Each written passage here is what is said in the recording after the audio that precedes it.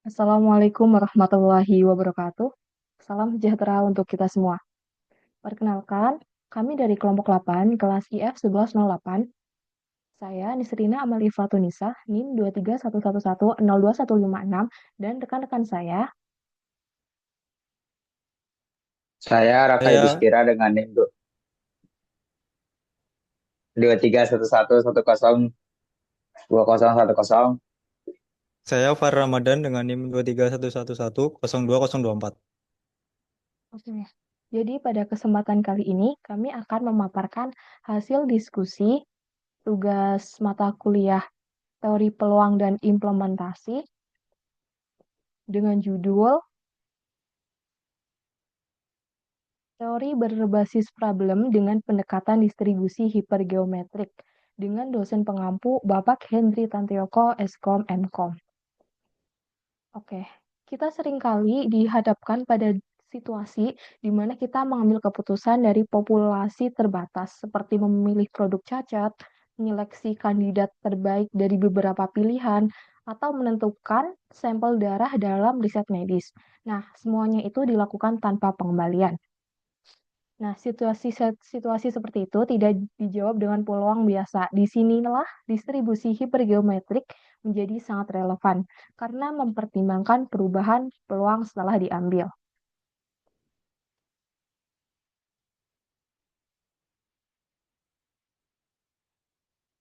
Lanjut ke tujuan dari makalah ini.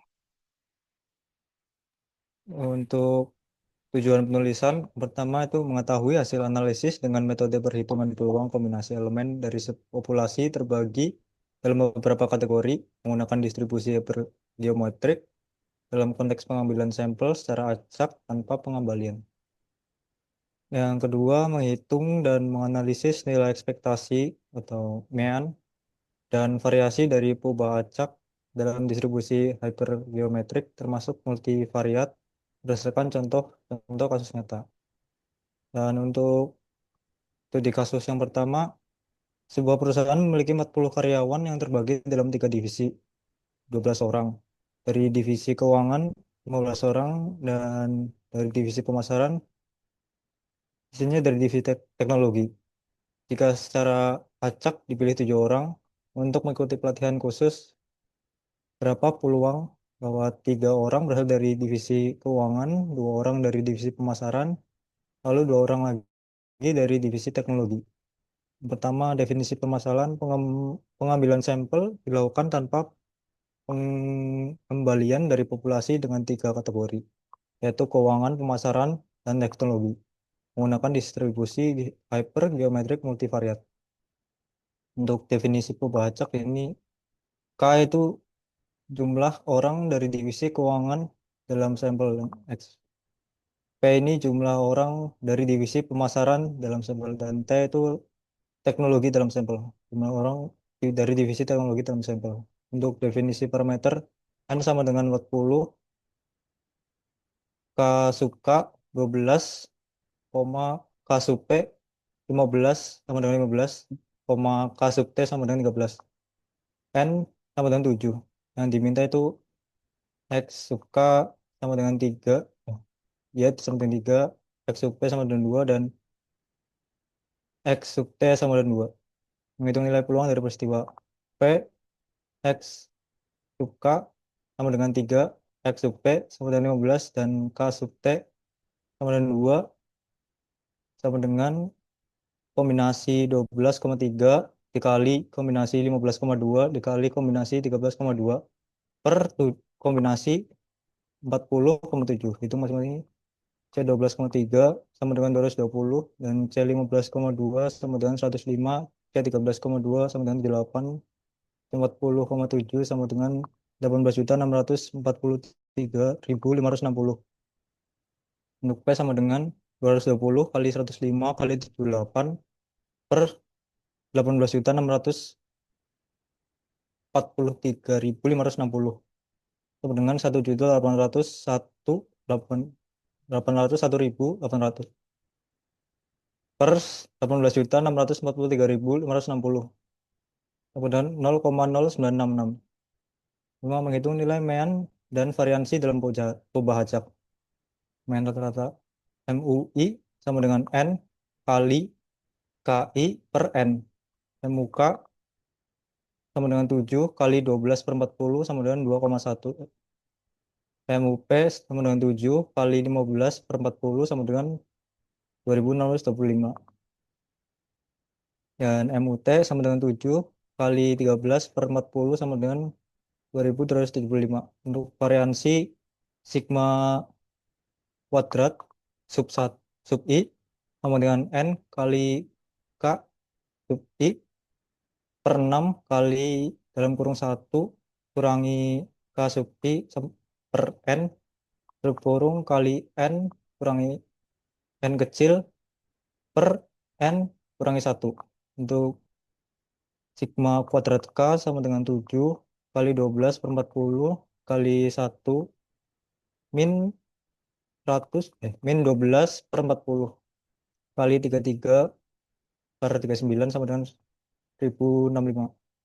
Dan sigma kuadrat sub P sama dengan 7 kali 15 per 40 1 kurangi 12 per 40 dikali 15 per 40 sama dengan 1244.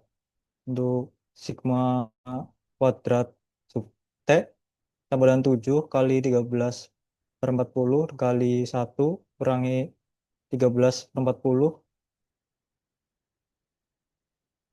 dikali 13 per 39 sama dengan 1206.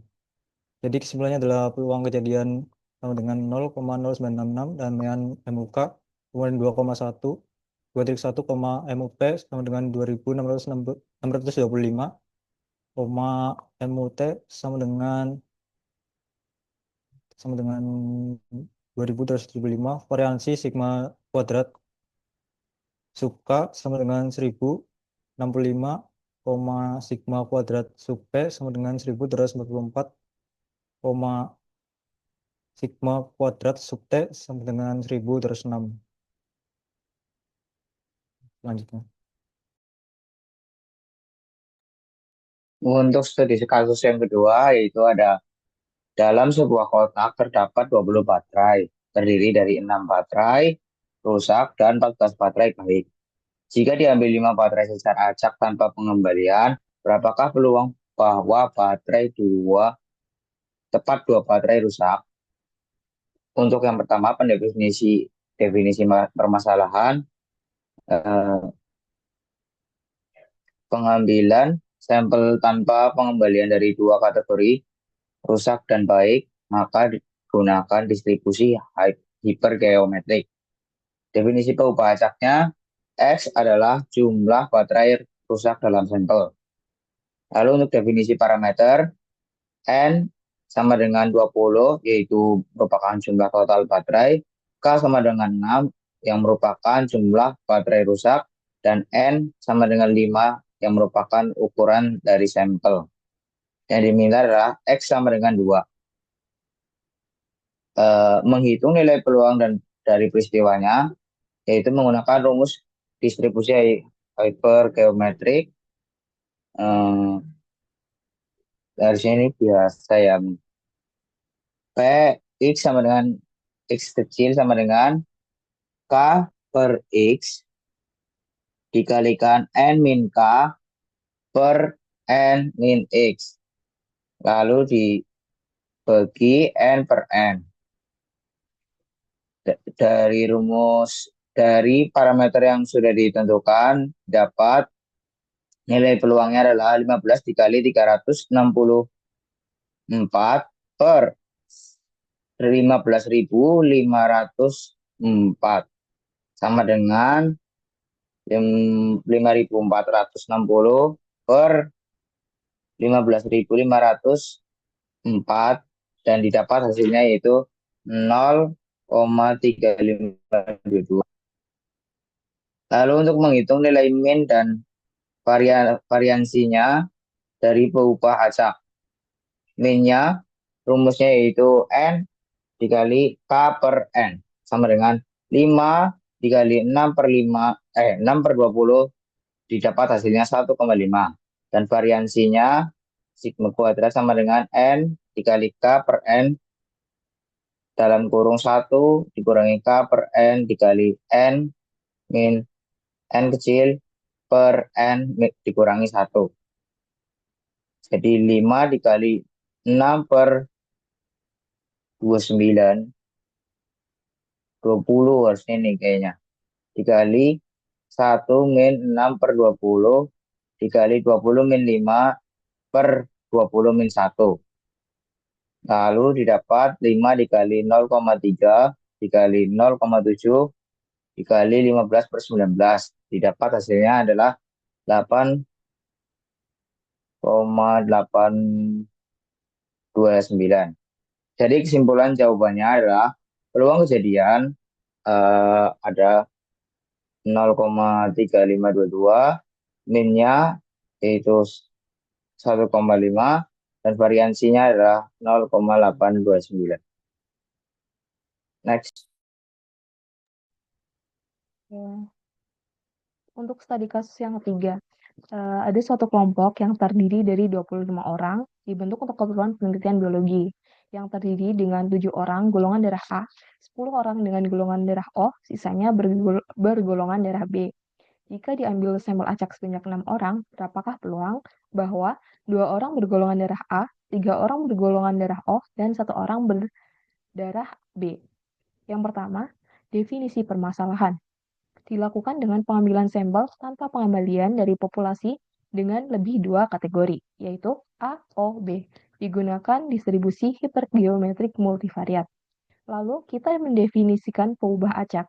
Untuk XA itu jumlah orang dengan darah A, XO jumlah orang bergolongan darah O, dan XB, X sub B jumlah orang bergolongan darah B dalam sampel. Lalu langkah yang ketiga, kita mendefinisikan parameter. Dengan jumlah total orang, seperti awal itu N sama dengan 25, kemudian K sub A itu 7, untuk yang KO 10, KB 8. Kemudian karena 25 kurangi 7 kurangi 10 sama dengan 8, maka golongan darah jumlah orang yang bergolongan darah B dalam sampel itu ada 8 orang. Nah, N sama dengan 6 jumlah orang dalam sampel. Yang diminta itu XA2, XO3, dan XB sama dengan 1. Nah, langkah yang keempat adalah menghitung nilai peluang dari peristiwa. Menggunakan distribusi hipergeometrik multivariat. Untuk mencari peluang, kita menggunakan rumus X sub A sama dengan 2, X sub O sama dengan 3, X sub B sama dengan 1.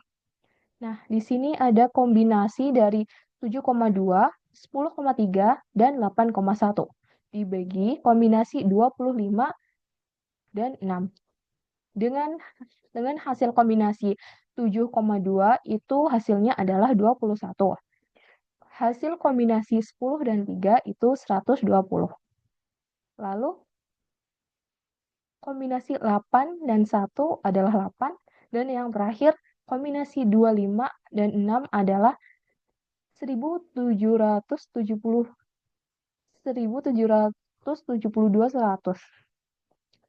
Jadi nilai peluangnya adalah 21 kali 120 dikali 8 per 177 100.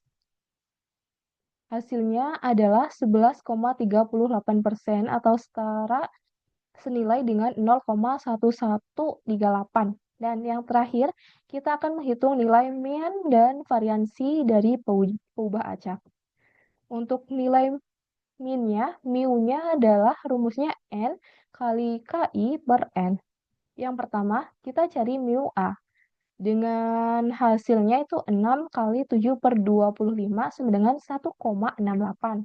Dan mu O hasilnya adalah 2,4 yang didapat dari 6 kali 10 per 25. Dan yang terakhir, mu golongan darah B adalah 6 per 8, 6 kali 8 per 25 dengan hasilnya adalah 1,92. Dan setelah itu kita cari varian. Untuk mencari varian, sigma kuadrat, rumusnya adalah N K1 per N, lalu dikali 1 min K1 per N dikali N min N kecil per N min 1. Yang pertama adalah hasil untuk kovarian A itu 6 kali 7,25, 7 per 25 kali 18 per 25 yang hasilnya setara senilai dengan 2,39. Yang kedua, kovarian golongan darah O hasilnya adalah 2,85. Dan untuk kovarian golongan darah B hasilnya adalah 2,58. Jadi kesimpulannya di study case ketiga, yang pertama peluang kejadiannya adalah 0,1138, kemudian nilai min mu A 1,68, mu O 2,4, dan mu B 1,92. Dan nilai varian untuk dari golongan darah A itu 2,39, golongan darah O 2,85, dan varian golongan darah B adalah 2,58. Next.